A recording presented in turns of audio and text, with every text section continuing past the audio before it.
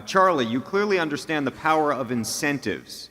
How do you apply this at Berkshire when designing compensation formula? When it comes to the system, our incentive systems are different, and what they try and adapt to is the reality of each situation. And the basic rule on incentives is you get what you reward for. So if you have a dumb incentive system, you get dumb outcomes. And one of our really interesting incentive systems is at Geico, and I'll let Warren explain it to you, because we don't have a normal profits type incentive for the people at Geico. Warren, tell them, because it's really interesting. Yeah, well, at Geico, we have two variables, and they apply to well over 20,000 people. I think you have to be there a year, but beyond that point, anybody's been there a year or more, and I could be wrong on the exact period, is subject and understands that these two variables will determine bonus compensation. And as you go up the ladder, it has a multiplier effect. It's still the same two variables, but it gets to be larger and larger in terms of bonus compensation as a percentage of your base. But it's always significant. It's always significant. And those two variables are very simple. I care about growing the business, and I care about growing it with profitable business.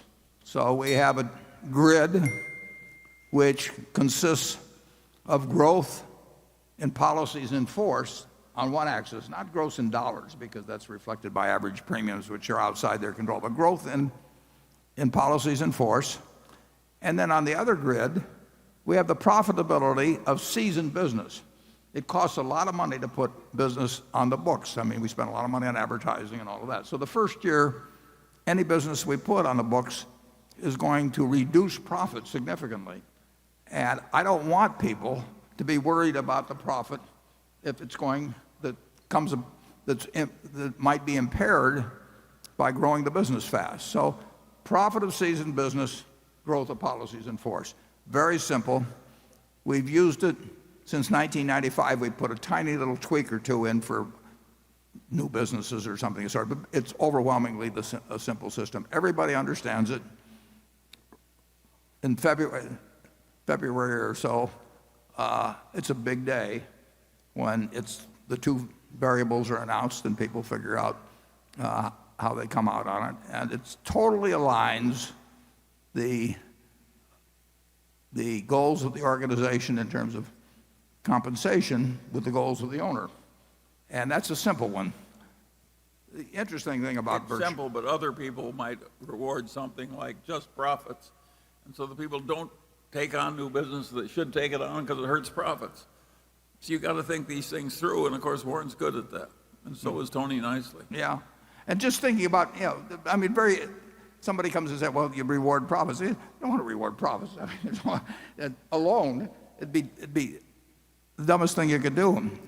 You just quit advertising and start shrinking the business a little. And like I say, that people there know that the very top person is getting paid based on those same two variables, so that they don't think that the guys at the top have got a cushy deal compared to them and all of that. It's just a very